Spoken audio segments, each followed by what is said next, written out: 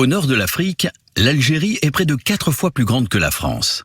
Les principales villes, dont Alger, la capitale, se trouvent sur le littoral ou à proximité. Les monts de l'Atlas et une suite de hauts plateaux séparent les plaines côtières du désert du Sahara, qui occupe 80% du pays. L'Algérie compte plus de 1600 km de côte qui bénéficient d'un climat méditerranéen très clément.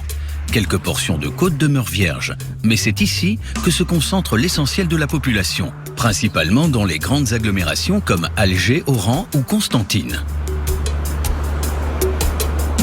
En direction du sud, le Tell algérien est une région qui comprend la bande côtière et l'arrière-pays montagneux, dans lequel viennent s'imbriquer des petites régions comme la Kabylie et ses parcs nationaux protégés.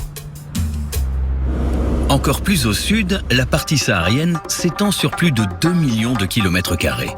Elle est constituée de reliefs pierreux, les regs, ou de larges étendues de dunes, les ergs. L'aridité du désert saharien est telle que seules quelques oasis permettent à une végétation rare, faite d'arbustes ou d'oseilles sauvages, de pousser après la pluie. Du côté de la faune, les zones forestières du nord abritent de nombreuses espèces, dont le macaque berbère, qui se laisse approcher facilement.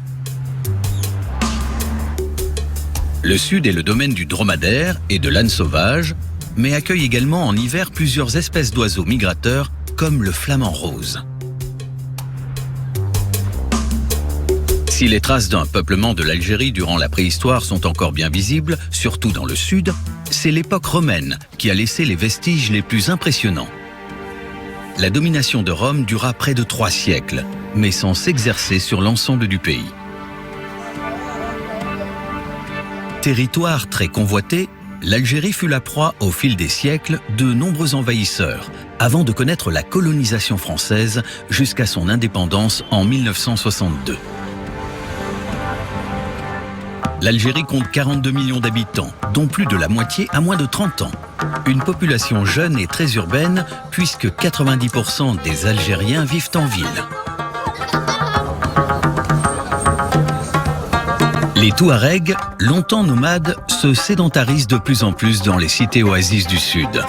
Ceux que l'on surnomme les chevaliers du désert portent le chèche, ce long turban qui protège du soleil, du sable et du vent. L'Algérie ne cesse de se développer et les banlieues s'agrandissent chaque jour autour des principales agglomérations. Mais le patrimoine architectural, surtout hérité de la colonisation française, est préservé. Toutes les époques et tous les styles, comme le style Art déco, sont toujours représentés. Les grandes portes du sud s'ouvrent sur des villes plus modestes, couleur de terre, qui sont nées autour d'un ksar, ancien château ou village fortifié, pas toujours préservé par le temps. L'Algérie est un pays à la culture riche et variée, où se mêlent les influences arabes, andalouses, berbères ou religieuses. L'islam est la religion d'État et concerne 98% de la population. Il existe même un ministère des Affaires religieuses. Quant aux catholiques, ils ont conservé de nombreux lieux de culte.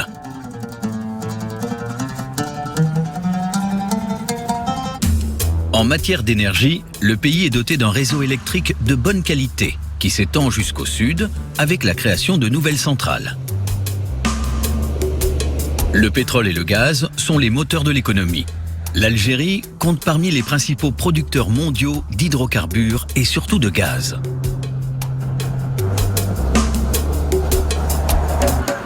L'activité industrielle est également tournée vers la mer avec un trafic portuaire important qui traite 95% des échanges commerciaux, surtout avec l'Europe. L'artisanat, d'une grande diversité, demeure une valeur sûre de l'économie locale, aussi bien dans le nord urbain que dans le sud. L'agriculture, qui parvient à s'implanter jusque dans le désert, est tributaire de l'irrigation. L'olive est le produit phare d'une production très méditerranéenne.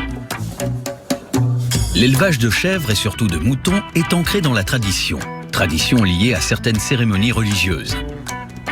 Avec le deuxième réseau ferroviaire du continent qui relie les grandes villes du nord et un réseau routier bien entretenu, les moyens de communication sont importants. Les grands aéroports répondent aux normes modernes. Les Algériens n'ont pas attendu le XXIe siècle et la privatisation des communications pour se tourner vers le ciel et le reste du monde, même au fin fond du désert. Reste que le pays a encore du mal à s'ouvrir largement au tourisme, même s'il dispose d'hôtels modernes ou plus traditionnels.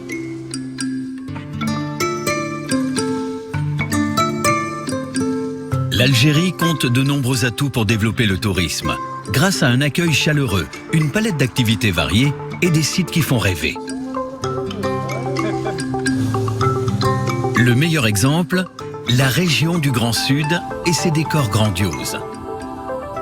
Ses habitants et son désert à perte de vue.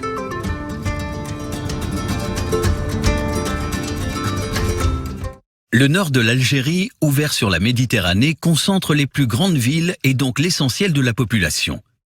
L'arrière-pays est constitué des monts de l'Atlas et d'une succession de massifs et de vallées qui s'étendent jusqu'à la frontière avec la Tunisie. La ville d'Alger est levée au fond d'une large baie.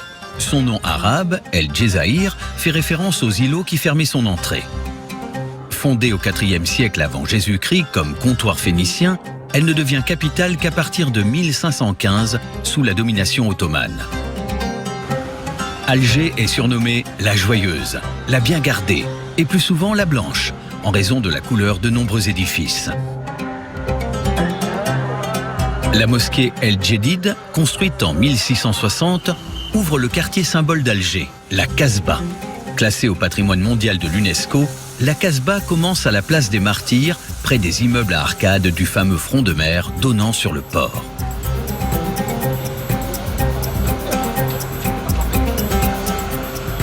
La Casbah, la citadelle, compte une ville haute et une ville basse. La ville basse est dominée par la mosquée El Kébir, bâtie au XIe siècle. Autre joyau de la Casbah, la Ketchaoua a été utilisée comme cathédrale avant de redevenir mosquée en 1962. Une pause culinaire, la Deglet Nour, la date saharienne et le fruit du palmier dattier. Ces arbres sont au nombre de 18 millions en Algérie. La Haute Casbah est un labyrinthe de ruelles étroites où parfois seuls les ânes peuvent jouer les livreurs. Plus de 100 000 personnes vivent dans un triangle de 48 hectares où l'on trouve de nombreuses maisons traditionnelles aux portes de bois très travaillées. Le bois est la spécialité d'un artisan dont l'atelier est célèbre dans toute la Casbah.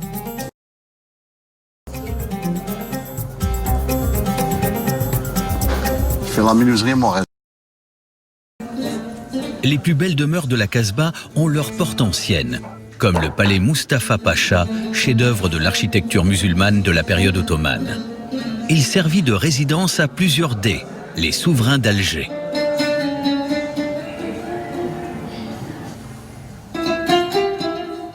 Les artisans sont nombreux dans la Casbah, comme les dinandiers qui travaillent le cuivre, ou les peintres, dont le quartier et ses habitants sont les premières sources d'inspiration.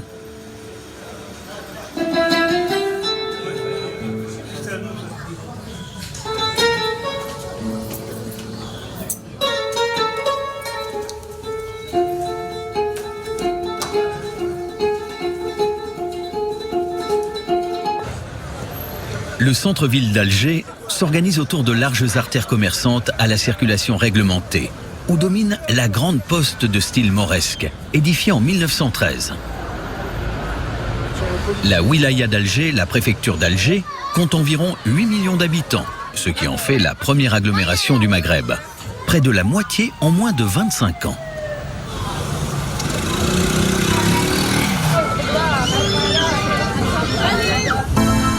Bab el Oued, un quartier populaire qui a longtemps abrité une population européenne, est protégé par Notre-Dame d'Afrique. La basilique a été consacrée en 1876 par le pape Pie IX. Elle est la sœur jumelle de Notre-Dame de la Garde à Marseille et elle est classée au monument historique algérien.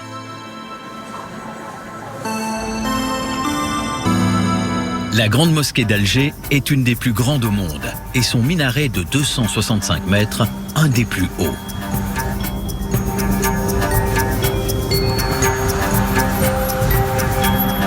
À une vingtaine de kilomètres de la capitale débute l'Atlas dit Tellien et ses massifs couverts d'une riche végétation. S'étirant sur environ 1500 km, il culmine à plus de 2300 mètres, avec le mont Lala Kedija, ses cours d'eau et ses cascades.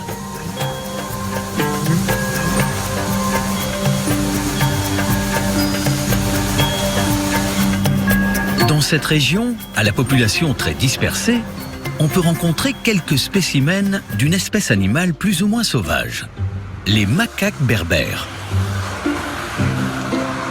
Ce primate est un as de l'adaptation, puisqu'il doit vivre dans un environnement montagnard avec des étés tempérés et des hivers très rigoureux. Quant à son adaptation à l'homme, elle est réussie depuis longtemps.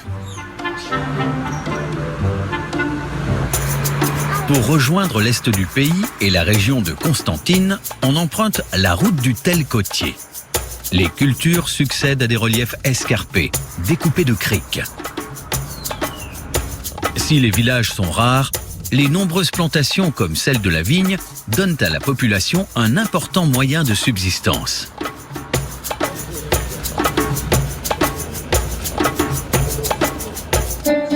La petite ville de Délices porte bien son nom, même si c'est en fait le nom d'une sainte catholique, Marcienne de Délices, qui vécut à l'époque romaine.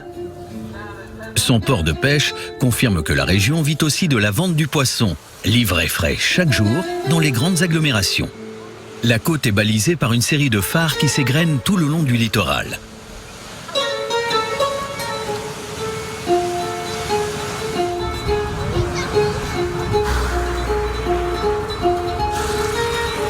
La route en corniche épouse une côte très découpée, ponctuée de blocs rocheux.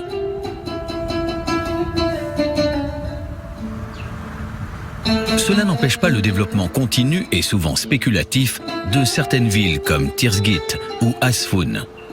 Sa situation est exceptionnelle puisqu'elle est située sur une série de plateaux rocheux à près de 650 mètres d'altitude. Le pont Sidi Msid est l'un des 6 ponts qui relient les différents quartiers de la cité. Il surplombe le pont des Chutes, dernier ouvrage avant que l'Oued Rumel quitte la ville sous forme de cascades vertigineuses. Les gorges profondes, qui voient le Rumel traverser toute la ville, ont été célébrées par Guy de Maupassant. 175 mètres en surplomb, le pont a été inauguré en avril 1912. Il permet de rejoindre le quartier de l'hôpital civil, prévu à l'origine pour abriter un collège arabo-français. Non loin, le monument aux morts et sa victoire ailée ont été érigés à la mémoire des combattants de la Première Guerre mondiale. Belle vue sur l'Oued Rumel et les nouveaux quartiers. Constantine doit son nom à l'empereur Constantin Ier qui l'a rebâti en 313 après sa destruction par l'armée romaine. Autre souvenir romain, le pont El Cantara, un ancien aqueduc, a été le premier à relier la ville au reste de la région. La passerelle Pergaud dispose d'un ascenseur pour rejoindre le centre-ville. Avec ses 27 arches de pierre, le pont Sidi Rachid a été inauguré en 1912, alors que le pont Salabé l'a été en 2014.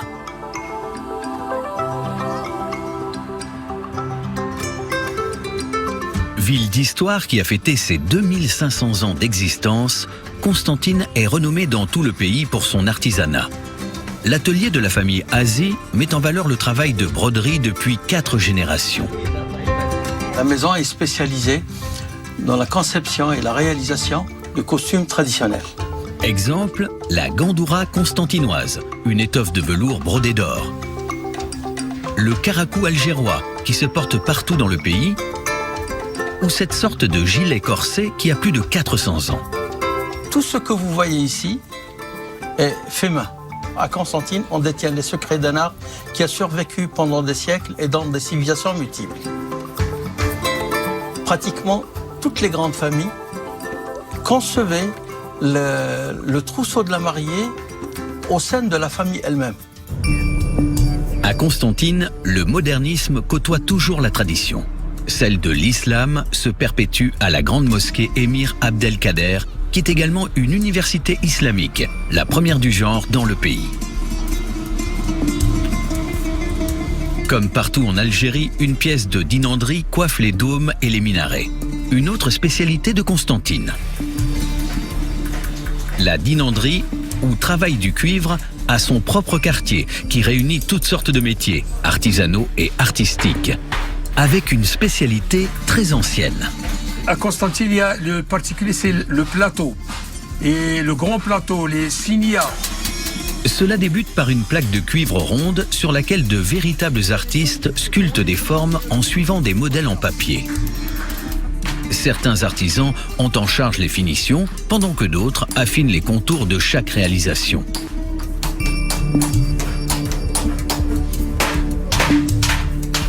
Certains modèles doivent être travaillés à une température élevée. Résultat, une multitude d'objets sortent de ces ateliers. On a plus de 300 objets qu'on fait avec du cuivre.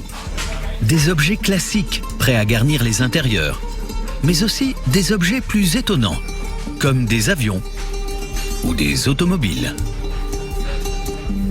Un travail des plus minutieux, quel que soit le sujet.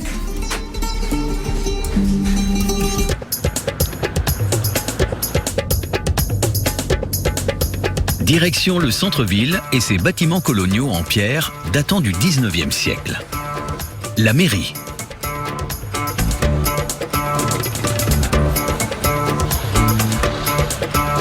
Le théâtre régional.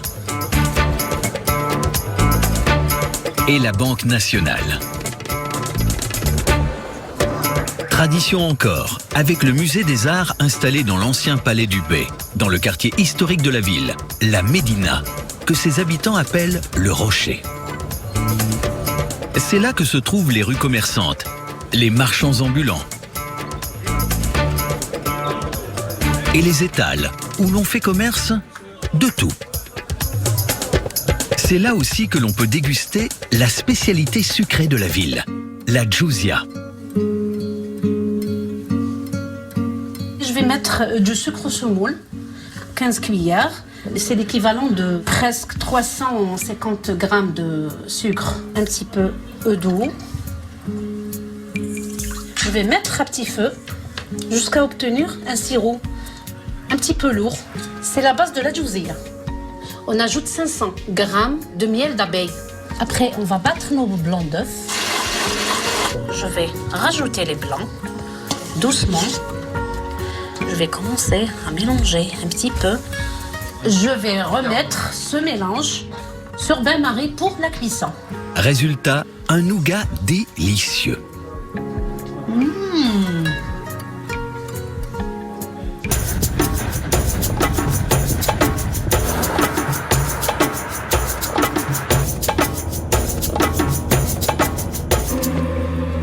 À 120 km à l'ouest de Constantine se trouve un site chargé d'histoire, inscrit au patrimoine mondial de l'UNESCO. Djemila la Belle, en arabe. En bordure des monts de Ferjiwa, l'immense site romain est situé à près de 1200 mètres d'altitude. Son histoire est particulière.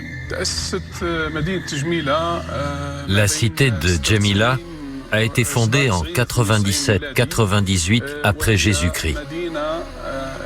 C'est une ville qui a été conçue pour accueillir les vétérans de la Légion romaine.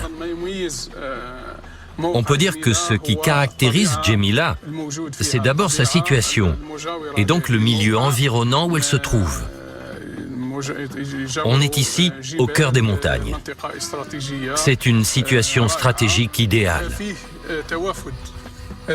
L'autre caractéristique, c'est que l'on a retrouvé ici une grande cité romaine, vraiment complète.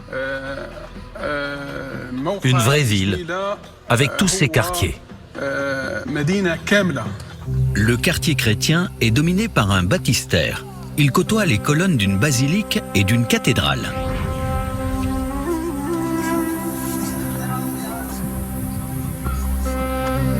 L'édifice le mieux conservé du site est le temple sévérien du nom de l'empereur Sévère Alexandre, pour lequel il fut érigé.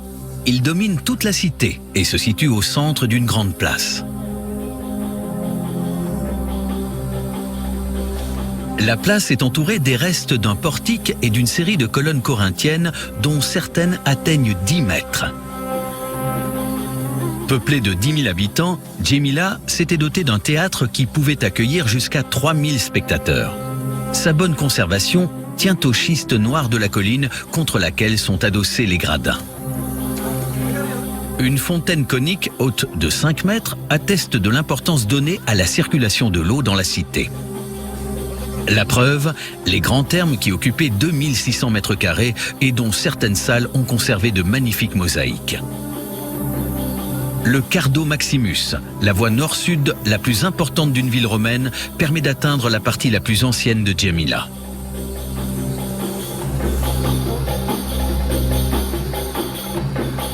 Chaque jour, les Romains se pressaient dans un édifice qui porte le nom d'un haut dignitaire de la ville, le marché de Cossinius.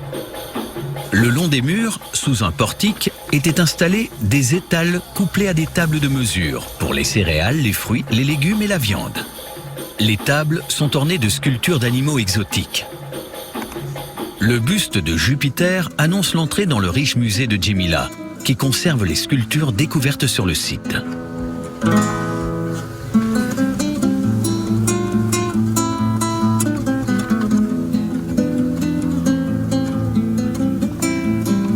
Les mosaïques monumentales occupent 3 grandes salles. On y retrouve certains animaux emblématiques d'une époque, traces émouvantes d'une cité qui a traversé les siècles.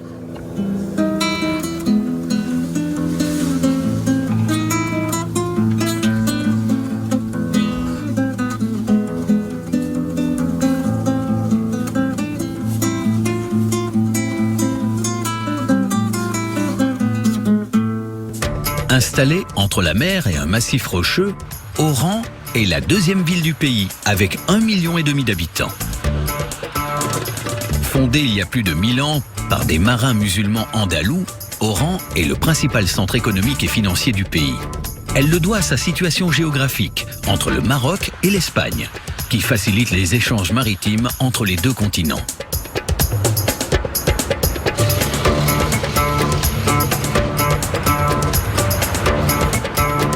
Oran est aussi une ville moderne, qui a su conserver de magnifiques traces de son passé. Le théâtre de style italien datant de 1907 borde la place du 1er novembre, dominé par la stèle de l'émir Abdelkader et la mairie. Symbole de la ville, le lion se retrouve sur de nombreuses façades. Le centre-ville recèle des trésors d'architecture, à l'image de ces immeubles de style haussmannien qui voisinent avec des bâtiments art déco comme la poste centrale.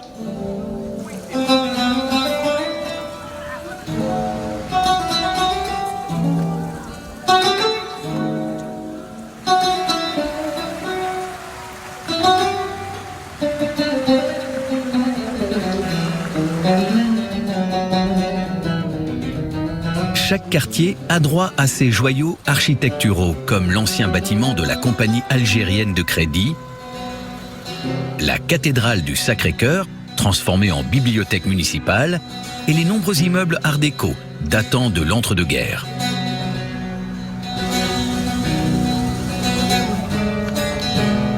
Autre trésor, de style néo-mauresque cette fois, la gare d'Oran. Avec son horloge en forme de minaret, elle est marquée par les symboles religieux.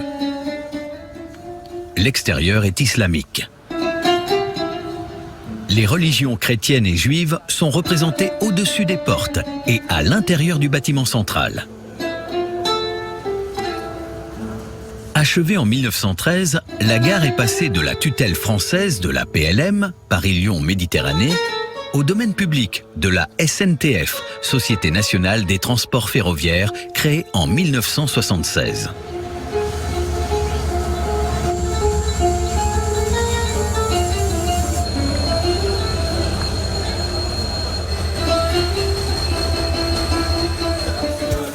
À Oran, le marché de la rue des Aurès, appelé aussi marché de la Bastille, est l'un des plus colorés du pays.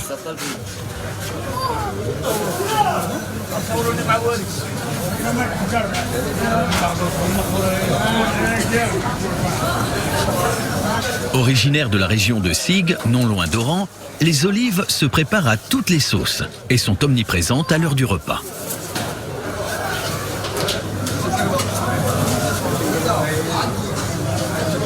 Accompagnée par une corbeille de pain, la cuisine algérienne se caractérise par l'usage d'herbes et de condiments pour accommoder viandes et poissons. Ça a été pêché hier soir. Et c'est frais.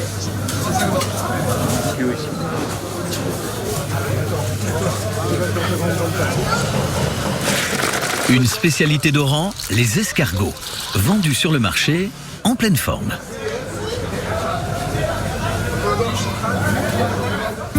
Longtemps au cœur de conflits arabo-berbères, Oran fut prise en 1509 par les Espagnols qui consolidèrent les remparts existants et édifièrent de nouvelles fortifications. Après 200 ans d'occupation, la ville fut libérée par le bey de la province d'Oran, dont le palais existe toujours.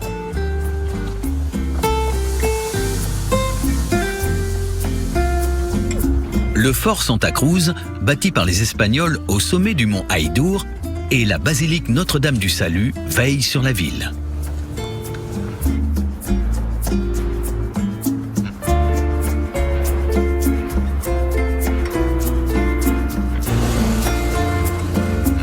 Les traditions ont la vie dure à Oran. Jusque dans les décors des restaurants qui rappellent la vie chez les nomades ou dans les habitations traditionnelles. Tradition encore, avec les membres des confréries religieuses qui se réunissent pour chanter à la gloire de Dieu et du prophète.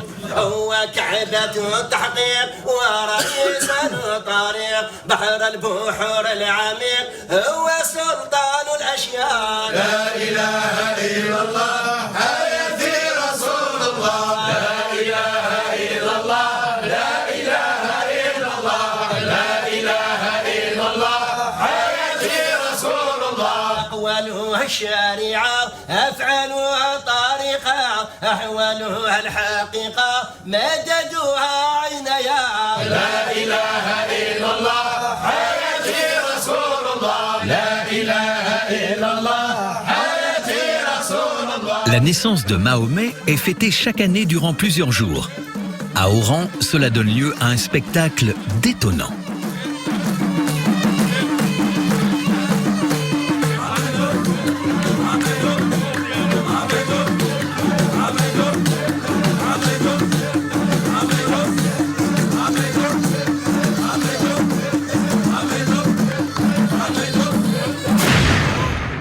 Le sud de l'Algérie débute avec le désert saharien au centre géographique du pays. Des villes oasis, anciennes étapes des caravanes, se sont développées entre deux grands ergs complètement arides. Première étape, Gardaïa. Les symboles architecturaux de Gardaïa sont inscrits en relief sur la sculpture qui accueille les visiteurs. Mais Gardaïa n'est pas vraiment une ville. Elle est plutôt ce que l'on appelle une pentapole, soit 5 cités occupant le même territoire. Elle est traversée par l'Oued Emzab, un cours d'eau qui peut disparaître entièrement au grand plaisir des automobilistes, mais qui peut également, en période de crue, devenir très dangereux. Des murs de béton ont été mis en place après l'inondation de 2008, qui a provoqué des dégâts très importants. À la sortie de la ville, des barrages sont censés stopper les eaux de l'Oued Emzab lorsqu'il est en furie. Chaque partie de la pentapole a été construite sur une colline, en hauteur, justement pour échapper aux violentes inondations. Gardaïa, Beni Isgen, Melika, Bounoura et El Atef ont chacune leur jardin secret et leur palmeraie.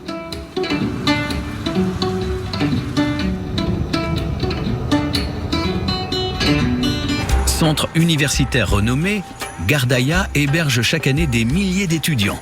On y enseigne aussi bien les lettres que les langues étrangères, la gestion que les sciences politiques. La vieille ville semble cernée par les remparts. Elle abrite des minarets insolites et un marché artisanal.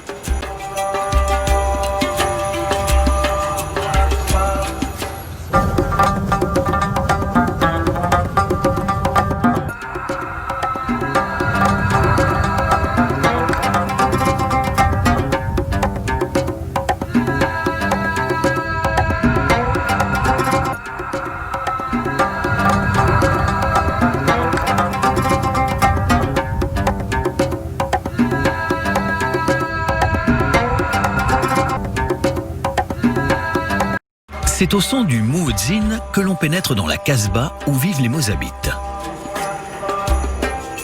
Les femmes mariées sont couvertes d'un haïk blanc qui ne laisse apparaître qu'un œil.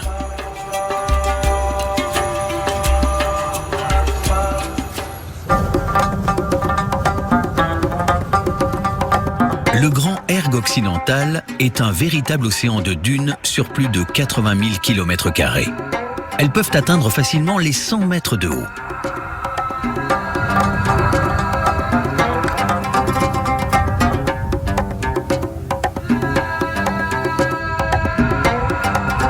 À l'approche des villes, des agriculteurs ont réussi à dompter le sable grâce à l'eau puisée dans le sol.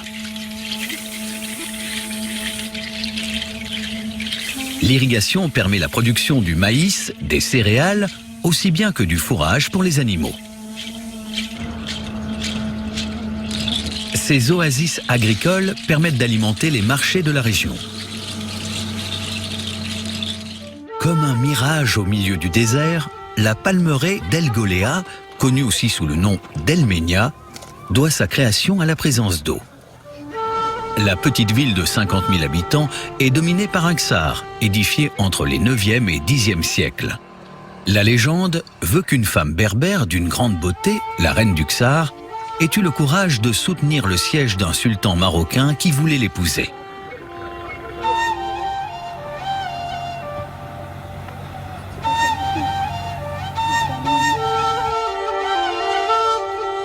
Ville-jardin, El Golea fut longtemps la capitale africaine de la rose, fournissant de nombreux parfumeurs français.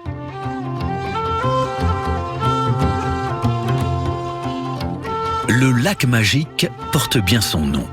C'est le véritable trésor d'El Golea. Cette étendue d'eau salée accueille chaque hiver des dizaines d'espèces d'oiseaux migrateurs, dont une colonie de flamants roses.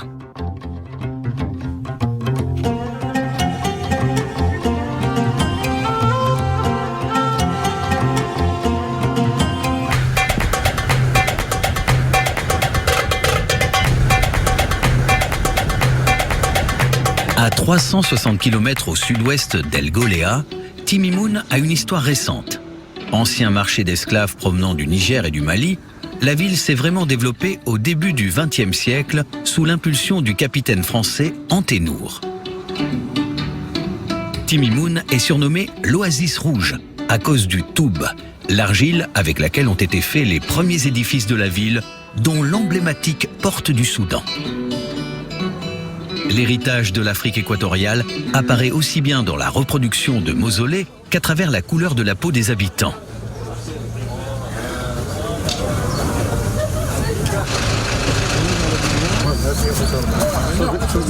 Les commerçants animent un petit marché où se vendent légumes, fruits et céréales ou des spécialités venues d'ailleurs, comme le nougat.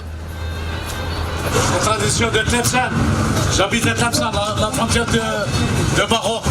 La naissance et le développement de Timimoun n'ont été possibles, comme partout au Sahara, que grâce à la présence de l'eau dans les nappes souterraines de la région. Mais c'est un système très particulier qui a permis d'irriguer toute la ville, la Fougara. La Fougara, c'est une source d'eau qui vient sous terre vers la ville de Timimoun, puis vers le système de partage des eaux vers les différents jardins. C'est un système qui existe depuis des centaines d'années qui permet que tout le monde ait de l'eau pour la palmeraie et les cultures. Si l'eau est source de vie pour Timimoun, elle peut aussi poser problème. En effet, le ksar ancestral qui abrite une partie de la population subit parfois des pluies violentes qui détruisent à terme les murs d'argile des habitations. Il faut alors renforcer les constructions en utilisant des moyens plus modernes, sinon les occupants doivent abandonner leur maison.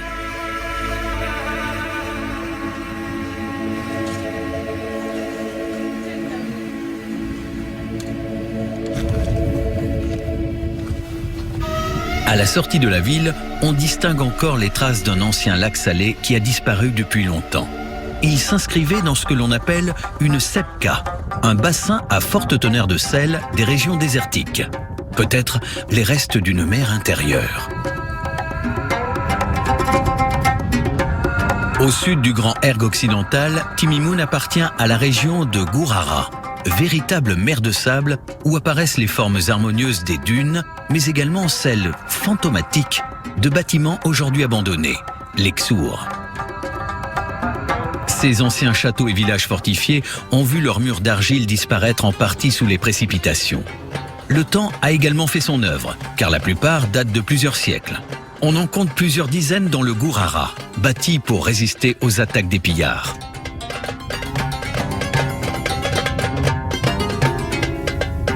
Des mausolées de terre cuite et des cimetières attestent que des combats violents ont certainement eu lieu aux abords des Ksour.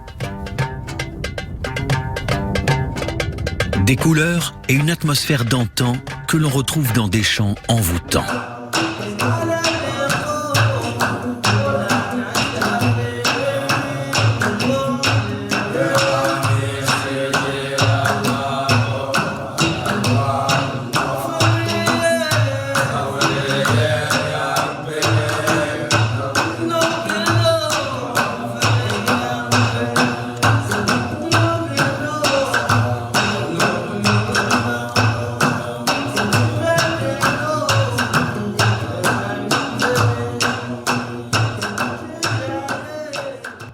Le Grand Sud algérien est plutôt inhospitalier. Il est constitué de tassili, des hauts plateaux qui alternent plaines et montagnes. Il y a seulement 2 vraies villes au milieu de cette immensité désertique, Tamanrasset et Djanet. Fondée au Moyen-Âge par les Touaregs, Djanet est une petite bourgade d'à peine 20 000 habitants. Elle s'est développée le long d'un oued, une rivière souvent à sec qui alimente une palmeraie.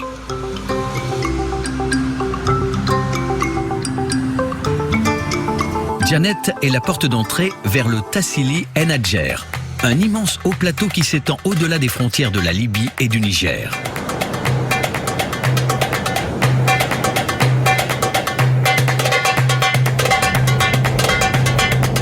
À plus de 1000 mètres d'altitude, le Tassili En Adjer s'inscrit dans un parc culturel, réserve de la biosphère depuis 1986. Son relief est particulièrement tourmenté. Des monolithes de grès façonnés par les pluies, le vent et les différences de température semblent posés sur de vastes étendues sablonneuses.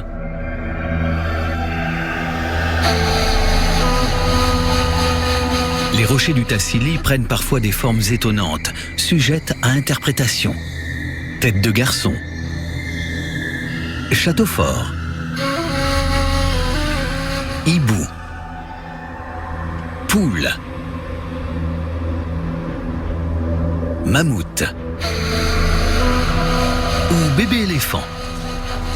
Il y en a pour toute la famille.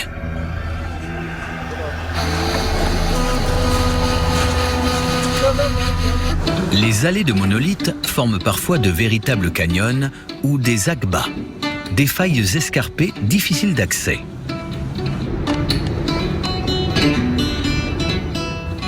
Il y a 12 000 ans, la région était verdoyante. Aujourd'hui, les rares pluies permettent à certaines espèces de subsister, comme le cranca, de la famille des euphorbes, ou l'acacia, dont les branches mortes sont très utiles aux Touaregs. Cela débute par quelques brindilles et un petit feu. Les gens du Sud ont l'habitude de s'arrêter dans le désert, d'allumer un feu et de faire le thé. On met les feuilles en premier, on verse de l'eau dans la théière, on fait bouillir et puis on rince le thé.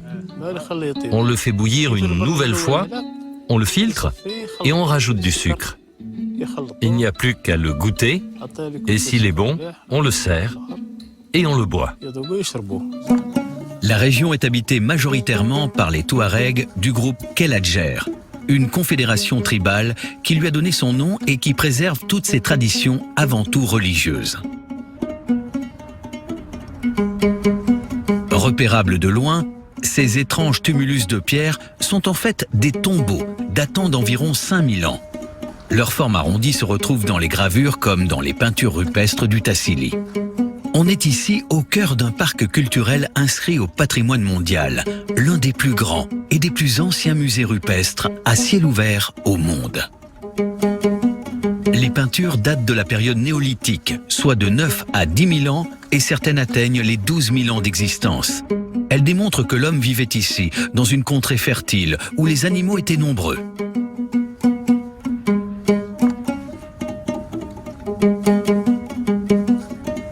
Les gravures rupestres se comptent également par milliers.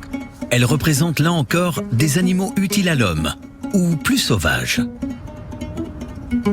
Mais le site le plus fameux et le plus spectaculaire est celui de la vache qui pleure.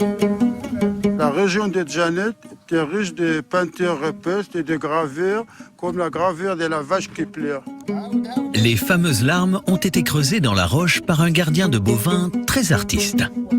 Pourquoi la vache qui pleure? Parce qu'il dit c'est avant. Bon, avant, c'est des années.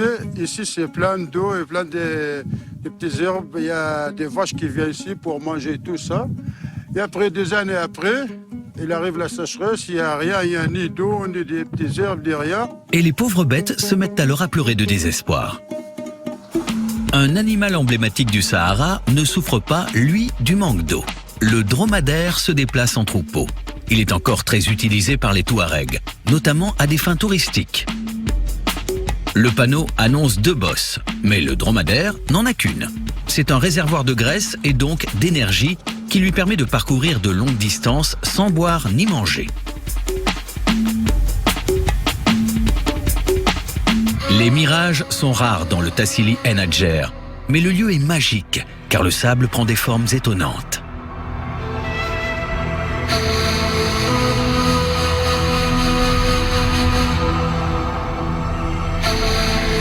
L'homme retrouve ici sa véritable dimension.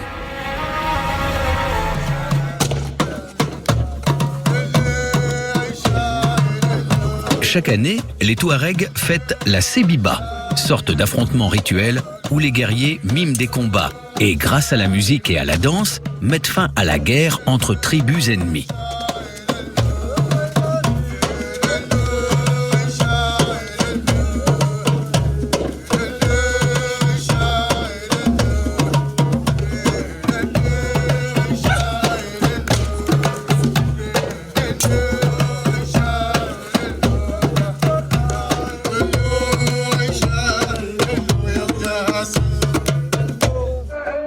Tamanrasset, à 1400 mètres d'altitude, est la capitale du Grand Sud et des Touaregs. Son développement date des années 1920. Comme l'hôtel de ville, le centre de Tam, comme l'appellent les Algériens, est composé de bâtiments à l'architecture africaine et maghrébine.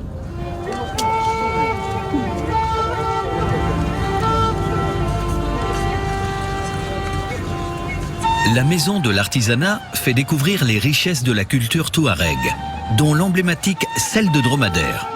Surnommés les hommes bleus, les Touaregs descendent de tribus berbères chassées du Maroc au XIe siècle. Autre symbole, le fameux chèche, qui peut avoir une longueur de 5 mètres. Et la clé de voile, utilisée par les femmes comme un bijou. Du côté des bijoux, les femmes n'ont que l'embarras du choix. Ici, à Tamanrasset, on ramasse les pierres dans les déserts pour transformer et faire des bijoux. Nous avons aussi une école pour former des gens à la taille de pierre.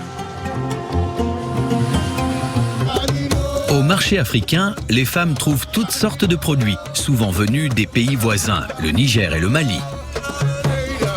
Les épices pour la cuisine y côtoient des mets plus rares, comme des sauterelles grillées.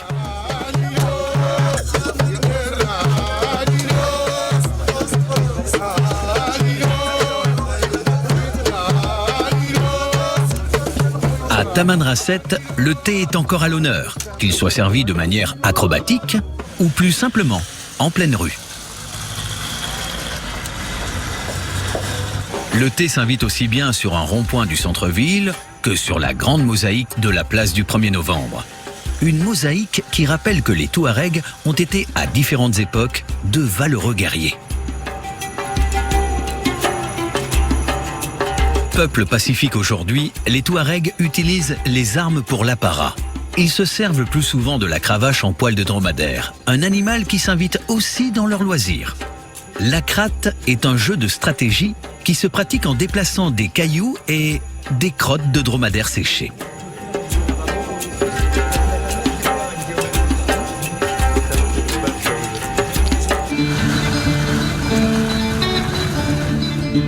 L'entrée dans le Tassili du Hogar est symbolisée par le pic La Périne, du nom d'un officier français.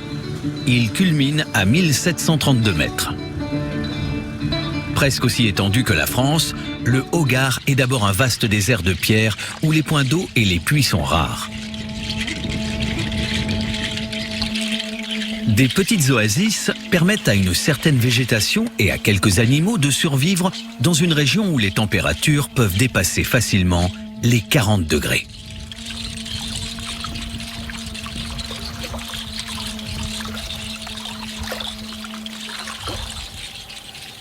À la moindre averse, l'oseille sauvage forme d'immenses tapis rougeoyants. Quelques oliviers parviennent à pousser dans les failles de certains massifs.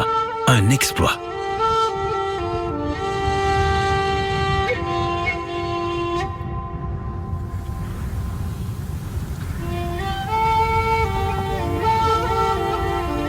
La population s'adapte aux rudes conditions du Hogar.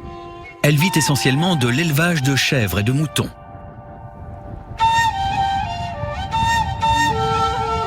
L'âne sauvage d'Afrique est un phénomène. Son système digestif lui permet d'extraire l'eau de plantes très dures. Il partage son immense territoire avec l'éternel dromadaire, le vaisseau du désert. Mais c'est la voiture qui permet de rejoindre le lieu mythique du Hogar, où la chaîne de l'Atakor culmine à plus de 2900 mètres.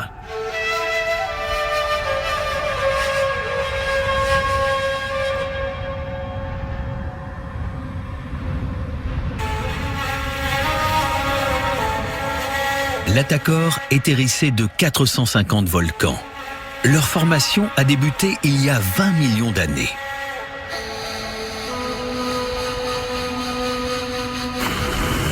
L'Atakor abrite un lieu privilégié, l'Askrem, un pic rocailleux qui permet d'avoir une vue panoramique sur tout le massif. C'est là que s'est réfugié un prêtre au destin unique. Nous sommes au milieu de l'Atakor, dans le Hogar, pratiquement à 2800 mètres d'altitude, à proximité de l'ermitage du Père Charles de Foucault. Bâti en 1911, ce petit ermitage a servi en partie de lieu de retraite à cette figure emblématique du Hogar et de la spiritualité chrétienne. Béatifié en 2005 par Benoît XVI, Charles de Foucault avait été officier de Saint-Cyr, explorateur et géographe, avant d'être ordonné prêtre. Il a écrit le premier dictionnaire touareg français. Assassiné à Tamanrasset en 1916, il est enterré à El Goléa, près de l'église Saint-Joseph.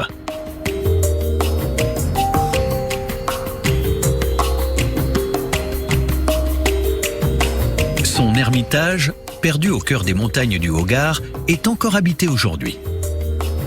C'est un lieu de pèlerinage où vivent régulièrement au moins 3 frères qui sont là, qui reçoivent des gens qui viennent pour des retraites. La spiritualité du père de Foucault et celle des Touaregs musulmans se confondent toujours dans un décor lunaire et fantastique.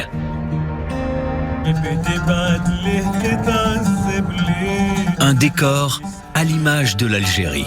Un pays riche de sa diversité culturelle et de ses sites remarquables, répartis entre la Grande Bleue au nord et le Grand Sud.